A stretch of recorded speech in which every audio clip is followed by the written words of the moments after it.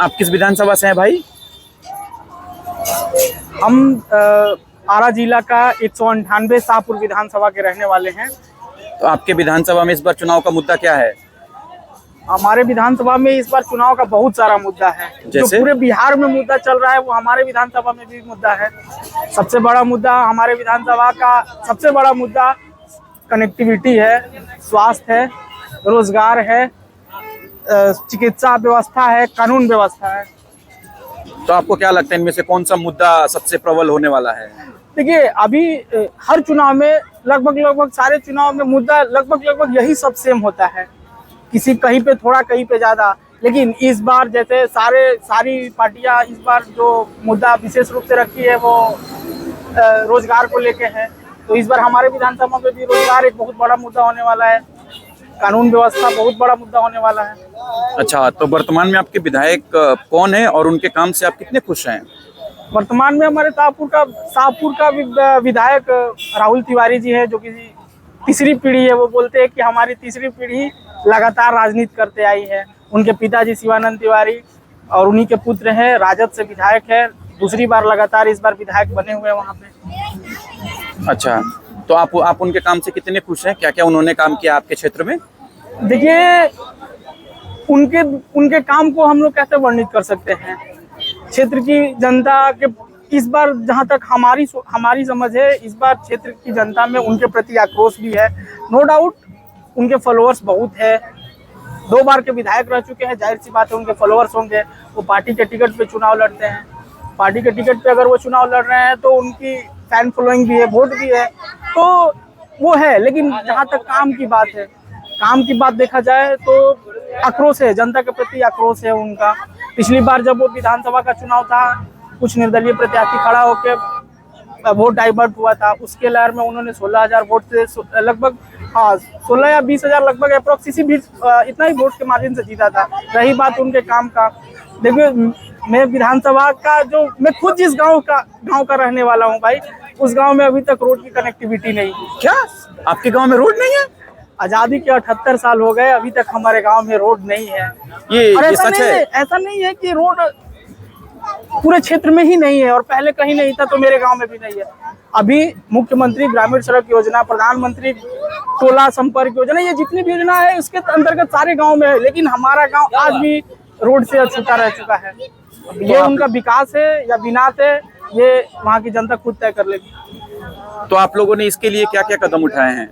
देखिए, जहाँ तक कदम की बात है, हम लोग पिछला बार जब 2024 में लोकसभा का चुनाव हुआ था तो हमारे गांव के सारे ग्रामीण जनता मिलके चुनाव का बहिष्कार किया था और बहिष्कार सफल भी हुआ था। नो रोड नो वोट का एक नारा वहाँ के जेनजी बोलते हैं, जिसको आजकल के भाषा में सारे युवा मिलके वहाँ पे नो रोड नो वोट का नारा दिया था और बहिष्कार भी हम लोग सफलता पूर्वक किए थे। ऐसा नहीं है, इस बार भी हमारे गांव के जितने नवयुवक लोग हैं वो लोग फिर इस बार एक इसी मुद्दा को लेके आगे प्रबल हुए हैं। जब तक, और सही भी है, अगर हम लोग वोट किस लिए देते हैं? हम लोग वोट देते हैं अपने विकास के लिए, और हमारा कुछ विकास ही नहीं हुआ हो। अगर हम मुख्य सड़क मार्ग से नहीं जुड़े हैं तो विकास किस चीज का विकास? ना हम उससे स्वास्थ्य अछूते रह गए हैं, वहाँ के कानून व्यवस्था से अछूते रह गए हैं, रोजगार व्यवस्था से अछूता रह गए हैं, सारे चीज से अछूता रह चुके हैं। अगर हमारे गांव का संपर्क ही नहीं है तो हमारा विकास का उम्मीद रखना ही मूर्खता है। और विधायक जी से बोला जाता है वोट के लिए तो वो बोलते हैं जमीनी विवाद है, ये है। अरे तो जमीनी विवाद कहाँ नहीं होता है रोड में? उसको सुलझाना क्या वहाँ के ग्रामीणों का काम है क्या? आप प्रतिनिधि हो, आप इसका सोल्यूशन निकालो। वो एक हाथ अपना पल्ला झाड़ के सीधे बोल देते हैं कि जमीनी विवाद है, यहाँ पे हम नहीं कर सकते हैं। ऐसे थोड़ी होता है। इस बार फिर हमारे गांव के युवा इस बार लगे हुए हैं, नो रोड नो वोट इस नारे के साथ आगे बढ़ेंगे। तो अभी जैसे पिछले 3-4 दिनों से बिहार में बारिश हुई तो आपके गांव का तो बुरा हाल हो गया होगा। बुरा हाल ऐसा है कि मैं वीडियो दिखाऊंगा, इस वीडियो पे अपना एक वीडियो भी अटैच करके दिखाऊंगा।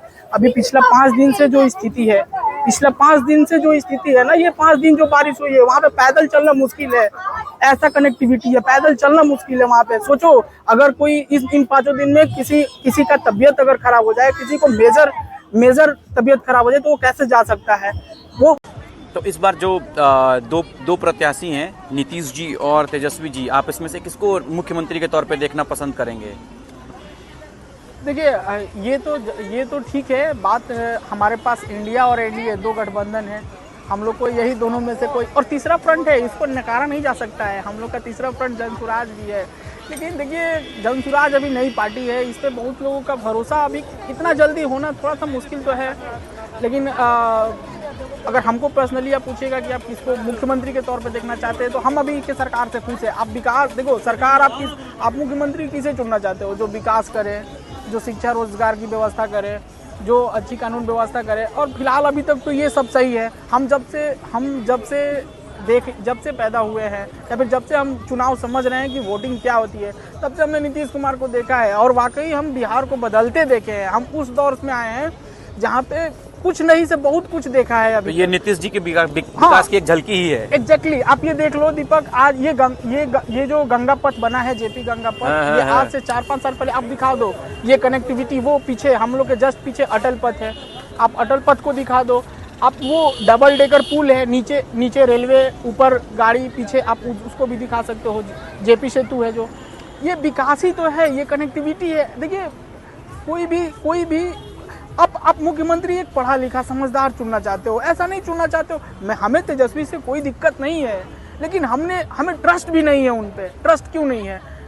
ट्रस्ट किस हिसाब से कर ले? वो कभी भी सुशासन की तो बात करते हैं, लेकिन जो जैसे ही उनके लोगों की बात देखो, उनके विधायक लोगों की बात देखो, अभी प्रचार में ही देखो ना, वैसे ऐसे वो लोग ये करते हैं कि एक डर सा माहौल बन जाता है, पुराना दौर याद आ जाता है कि अगर वो लोग आ गए तो क्या करेंगे। तो अगर मुख्यमंत्री की बात किया जाए दीपक, तो हमारे तरफ से मतलब मेरे सोच से नीतीश कुमार बेहतर है। तो तेजस्वी ने कहा है कि हर घर वो नौकरी देंगे, इसके बारे में आपका क्या कहना है? अरे यार, ये देखो, ये उन लोगों के लिए सही हो सकता है जो उनकी बातों को ना समझे। हम और आप और हम लोग जैसे जितने भी पढ़े लिखे लोग हैं यार, ये चीज़ को भी समझना होगा। हर घर नौकरी कैसे संभव है? देखिए, नौकरी और रोजगार बहुत अलग अलग चीज़ होती है। और उन्होंने मजे की बात है कि हर घर सरकारी नौकरी का वादा किया है। आप बताओ, पूरे बिहार में 3 करोड़ घर है, 3 करोड़ घर में नौकरी सरकारी देना कहाँ तक सच्चाई लग रहा है आपको? आप ही बताओ। अब हम लोग खुद पढ़े लिखे, आप समझो ना, सरकार की बजट कितनी है? 3,19,000 करोड़ की बजट है। सही बात है। उसमें से आपको 2,20,000 करोड़ के आसपास वो बाकी सारे कामों में और सैलरी लोग वगैरह देने 260 के आसपास सरकार का खर्च हो जाता है। जो भी आप बचा 50-60 करोड़ रुपया जो भी ये कहाँ से सैलरी अरेंज करेंगे यार? वो आंकड़ा छोड़ दो, एक जनरल नॉलेज के लिए आप सोचो कि 3 करोड़ नौकरी है क्या? इतनी वैकेंसी है क्या? बिहार सरकार में टोटल 22 लाख वैकेंसी है, केंद्र सरकार में भी उतनी नहीं होगी यार। 3 करोड़ लोगों को सरकार, मैं मान भी लिया कि 3 करोड़ में बहुत सारे ऐसे परिवार होंगे जिसके पास नौकरी होगी सरकारी, मैं आधा मान लेता हूँ, आधा लोगों के पास है, फिर भी 1.5 करोड़ यार, 1.5 करोड़ परिवारों को नौकरी देना, वो भी सरकारी, कहाँ हद तक सच्चाई है? आप खुद समझो।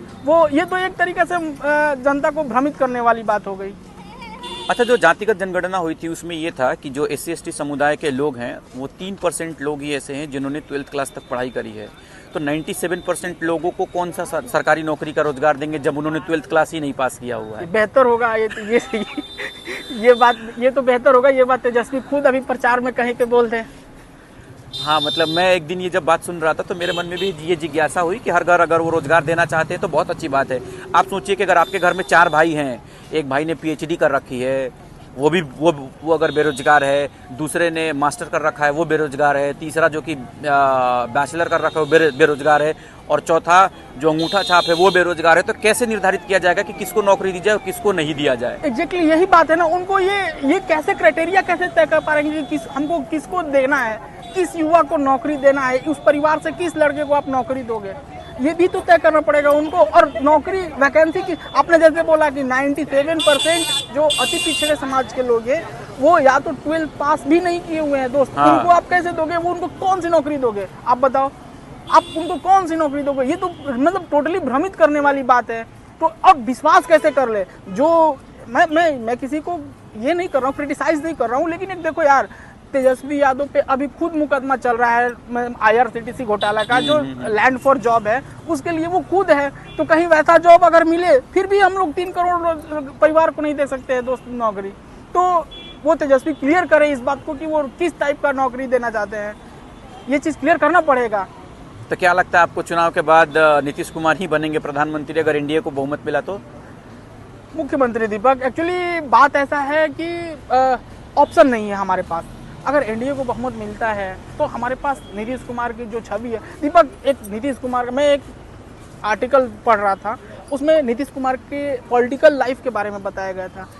देश का एकमात्र ऐसा लीडर है दीपक जो अपने पूरे राजनीतिक जीवन काल में एक भ्रष्टाचार का छींटा तक नहीं लगा है उनके पास। ऐसा कोई मुख्यमंत्री या ऐसा कोई पॉलिटिकल नेता नहीं है जिसके पूरे कार्यकाल में एक कॉम्युनल एक्ट लगा उस पर। जो ये बिहार जैसे राज्य, जो इतने अशिक्षित राज्य, इसको इतने गरीब राज्य इसको माना जाता है, उसमें 20 साल लगातार किसी राज्य का मुख्यमंत्री होते हुए ना भ्रष्टाचार, ना कॉम्युनल एक्ट कोई लगा हो, और ना ही किसी का पैर भी, और ना ही अपने किसी परिवार के लिए कुछ करने का ऐसा ये अभी तक कुछ नहीं लगा है। तो नीतीश कुमार भले उनको लोग कुछ भी बोल दें, सुशासन के साथ समझौता कभी उन्होंने नहीं किया है, भ्रष्टाचार के साथ समझौता उन्होंने कभी नहीं किया है।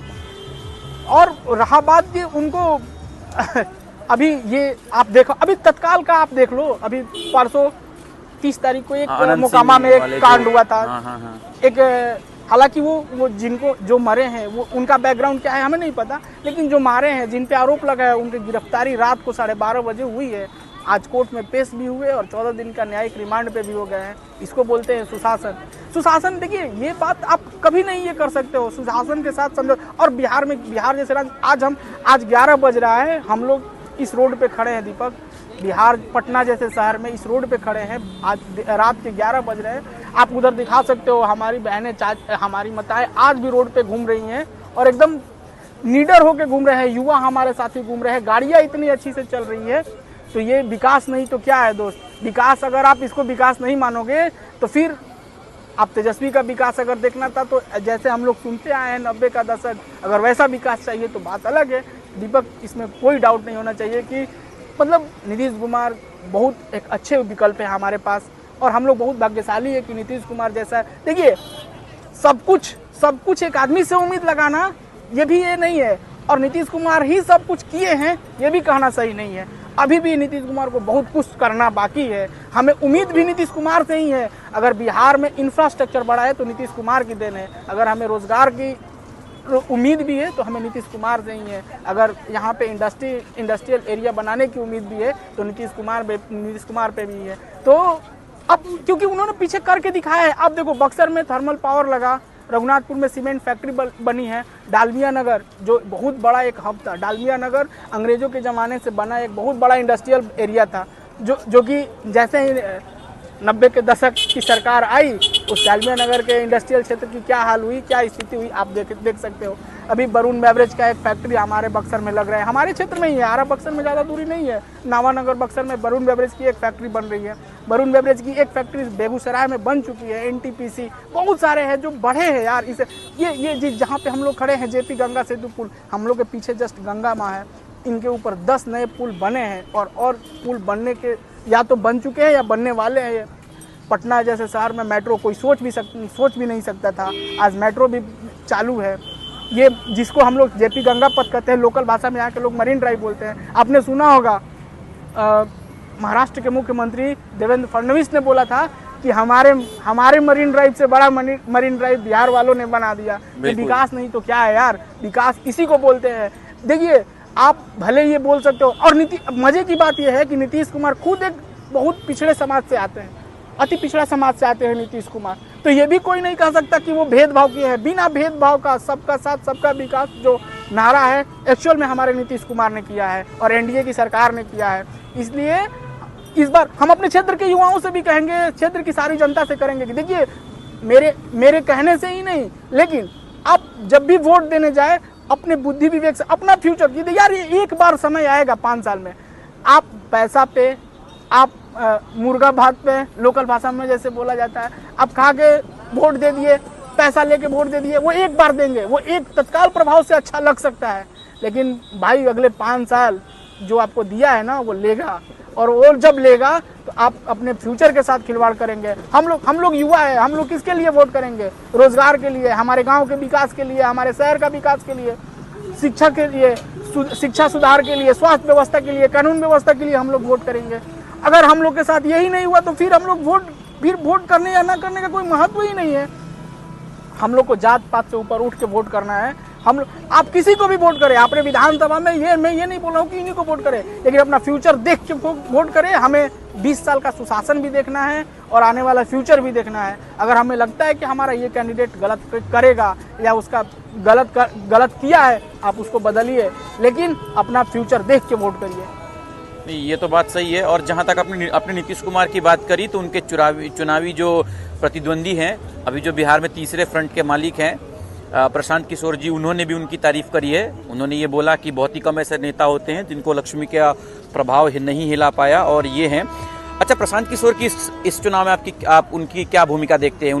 उनके पार्टी का कितनी सीटें आएगी, क्या वोट परसेंटेज होगा, क्या वो सच में वोट कटुआ है? अगर हैं तो वो किसका वोट काटेंगे? आप चुनाव में कोई वोट कटुआ होता ही नहीं है दोस्तों। चुनाव में किसी को आप वोट कटवा कह के ये अपना गलती छिपाना हो इसको बोल सकते हो। अगर प्रशांत किशोर 10,000 वोट भी किसी विधानसभा क्षेत्र में लाते हैं तो इसका मतलब एक सेकेंड आप रुकिएगा, मैं आपको एक चीज दिखा रहा हूँ कि अभी देखिए आप, ये बिहार का एक ब्रिज है जिसमें नीचे से रेलगाड़ी जा रही है और ऊपर से आपको हमारा नॉर्मल जो 2 व्हीलर और 4 व्हीलर व्हीकल है वो आपको दिखाई दे रहा होगा कैमरे में। ये मैं आपको दिखा देता हूँ। ये जेपी गंगा पथ है। अभी जिसकी बात ये कर रहे थे, मैं वेट कर रहा था कि कोई रेलगाड़ी आए तो मैं इस मोमेंट को कैप्चर करूँ, और ये आप देख सकते हैं। ये काफ़ी दूर तक है, हालांकि कैमरे में आप देख नहीं पाएंगे, पूरा आपको दिख नहीं पा रहा होगा, लेकिन ये है। हाँ, तो आप कंटिन्यू करें प्रशांत जी के बारे में, क्या बोल रहे थे आप? वही बोल रहा था कि अगर प्रशांत किशोर की किसी विधानसभा में 10,000 भी वोट आती है। दीपक 2022 में उन्होंने पार्टी अपने अभियान को शुरू किया था। 2024 में 2 अक्टूबर को उन्होंने अपनी पार्टी बनाई थी। अगर मैं सही हूँ तो 2 अक्टूबर 2024 को उन्होंने अपनी पार्टी का गठन जनसुराज के नाम से किया था।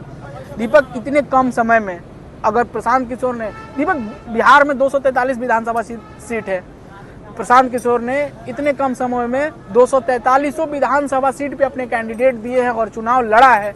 आज तक इतिहास है कि किसी भी पार्टी ने इतना पहली बार में इतना साहस नहीं किया कि 243 तत्काल में 20 साल में तो कम से कम नहीं किया ही है। मैं जब से देख रहा हूँ तब से किसी ने भी अपने पूरे 243 सीट पे अपना कैंडिडेट नहीं दिया है। उन्होंने देने का हिम्मत किया है, साहस किया है और मेहनत से किया है। ऐसा भी नहीं है कि कुछ ये किया, उन्होंने घूमा है। लेकिन नई पार्टी है, उन पर भरोसा करने में लोगों को थोड़ा सा समय लगेगा। उनके प्रयास को नकारा नहीं सकता। अच्छी बातें बोलते हैं प्रशांत किशोर, बहुत ही युवाओं के लिए बोलते हैं, बिहार के लिए बोलते हैं, बिहारियों के लिए बोलते हैं, और उनकी बातें भी अच्छी लगती है। इन फ्यूचर में वो कुछ अच्छा करेंगे, ये उम्मीद हमें भी है और सबको, बिहार के लोग को भी है। क्योंकि देखिए, अब हमारे मुख्यमंत्री नीतीश कुमार जी है, उनका भी सबका एक उम्र होता है, आप देख सकते हो रिटायरमेंट का। हाँ, उनकी एक उम्र हो सकती है, मतलब हो सकता है ये उनकी आखिरी कार्यकाल हो, तो उनके जगह पे किसे हम लोग देखेंगे? अगर हम इसको नहीं तो हमारा विकल्प क्या है? तो प्रशांत किशोर ने वो एक विकल्प हम बिहार वासियों को दिया है, जिससे फ्यूचर में अगर हम लोग चाहेंगे तो हम उसके प्रति उनकी रुझान हो सकती है। तो इस बार का जो चुनाव है, जिसमें कि बहुत सारे पहले जाति पे नैरेटिव चलता था कि ओबीसी, जनरल, एससी, एसटी, इस बार पलायन, शिक्षा, बेरोजगार, ये सारे मुद्दे हैं। तो प्रशांत किशोर, मतलब मीडिया में इस बात की और आमजन लोगों में भी इस बात की चर्चा है कि नहीं, प्रशांत किशोर के आने की वजह से मुद्दों में काफ़ी बदलाव हुए हैं। तो कितने हद तक आप सहमत हैं? बिल्कुल सही बात है, बिल्कुल सही बात है। प्रशांत किशोर के आने से बहुत बदलाव हुआ है। प्रशांत किशोर पहले तो वाकई दीपक, पहले वोट होता था, आज भी है बिहार में। ऐसा नहीं है, जाति पे वोट केवल बिहार में ही नहीं, पूरे देश में है। हर स्टेट में जब इलेक्शन होता है तो लोग जाति पे वोट करते हैं। लेकिन बिहार जैसे राज्य में काफ़ी हद तक इस चीज़ से लोग ऊपर उठने का प्रयास किया है। अब ये जाति से ऊपर, अब लोग देखिए, प्रशांत किशोर ने क्या कहा? प्रशांत किशोर ने कहा कि बिहार को, बिहारियों में रोजगार दो, बाहर पलायन रोकने के लिए। आज सारी पार्टियां ये बात बोल रही है कि बिहार में बिहारियों को रोजगार मिलना चाहिए, पलायन रोकना चाहिए। और सबसे बड़ी बात ये है कि तेजस्वी यादव भी अपने मैनिफेस्टो में बोले हैं कि इस बार छठ में जो आया है वो जाना मत, शपथ ग्रहण के बाद हर घर से एक नौकरी हम बांटेंगे, आप लेना। तो और भाजपा का, एनडीए का भी जो वो मैनिफेस्टो आया उसमें भी पलायन के भी, तो कम से कम ये चीज़ सारी पार्टियों को समझ में आ गई है कि अब वो दौर लगभग खत्म है। क्योंकि यार आजकल के युवाओं को ये पता है कि हमारा विकास कौन कर रहा है। हमें भी पता है, आपको भी पता है, सबको पता है। जो थोड़े से भी समझदार है, वो किसको मन करता है यार कि हम मेरे माँ बाप परिवार को पटना में या बिहार में छोड़ के हम बैंगलोर, दिल्ली जाके नौकरी करें? सबको मन करता है कि हम बिहार में अगर व्यवस्था हो तो हम बिहार में नौकरी करें। सही बात है। तो कम से कम इस माइंडसेट को प्रशांत किशोर ने जरूर चेंज किया है और ये चीजें बिहारियों को अच्छी भी लगी है इस बार। चलिए, तो प्रशांत किशोर की आप इस बात से प्रभावित हैं। चलिए, बहुत बहुत धन्यवाद।